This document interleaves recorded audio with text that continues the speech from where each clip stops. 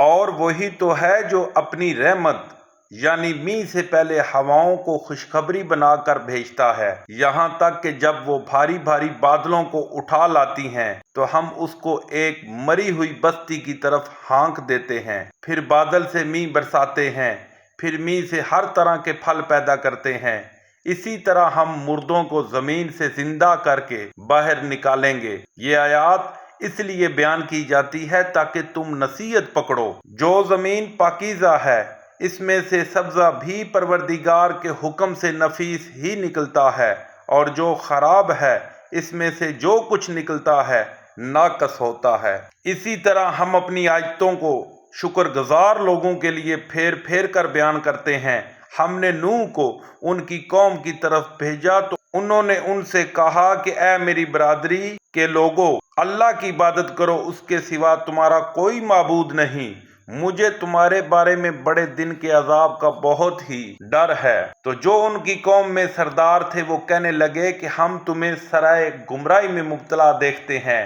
انہوں نے کہا اے قوم، مجھ میں کسی طرح کی گمراہی نہیں ہے، بلکہ میں پروردگار عالم کا پیغمبر ہوں، تمہیں اپنے پروردگار کے پیغام پہنچاتا ہوں اور تمہاری خیر خواہی کرتا ہوں، اور مجھ کو اللہ کی طرف سے ایسی باتیں معلوم ہیں جن سے تم بے خبر ہو۔ کیا تم کو اس بات سے تعجب ہوا ہے کہ تم میں سے ایک شخص کے ہاتھ تمہارے پروردگار کی طرف سے تمہارے پاس نصیحت آئی تاکہ وہ تم کو ڈرائے اور تاکہ تم پرہیزگار بنو اور تاکہ تم پر رحم کیا جائے؟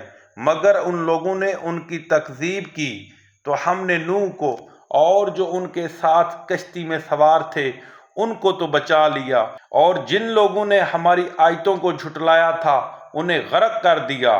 کچھ شک نہیں کہ وہ اندھے لوگ تھے۔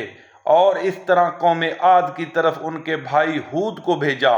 انہوں نے کہا کہ بھائیو، اللہ ہی کی عبادت کرو، اس کے سوا تمہارا کوئی معبود نہیں، کیا تم ڈرتے نہیں؟ تو ان کی قوم کے سردار جو کافر تھے کہنے لگے کہ تم ہمیں احمق نظر آتے ہو اور ہم تمہیں جھوٹا خیال کرتے ہیں۔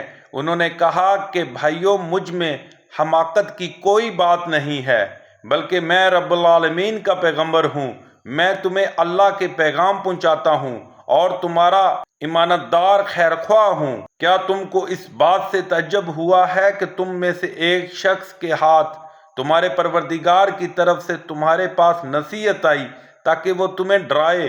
اور یاد تو کرو جب اس نے تم کو قوم نوح کے بعد سردار بنایا اور تم کو پھیلاؤ زیادہ دیا، پس اللہ کی نعمتوں کو یاد کرو تاکہ نجات حاصل کرو۔ وہ کہنے لگے کہ کیا تم ہمارے پاس اس لیے آئے ہو کہ ہم اکیلے اللہ ہی کی عبادت کریں اور جن کو ہمارے باپ دادا پوجتے چلے آئے ہیں ان کو چھوڑ دیں؟ تو اگر سچے ہو تو جس چیز سے ہمیں ڈراتے ہو اسے لے آؤ۔ ہود نے کہا کہ تمہارے پروردگار کی طرف سے تم پر عذاب اور غضب کا نازل ہونا مقرر ہو چکا ہے۔ کیا تم مجھ سے ایسے ناموں میں جھگڑتے ہو جو تم نے اور تمہارے باپ دادا نے اپنی طرف سے رکھ لیے ہیں، جن کی اللہ نے کوئی سنت نازل نہیں کی؟ تو تم بھی انتظار کرو، میں بھی تمہارے ساتھ انتظار کرتا ہوں۔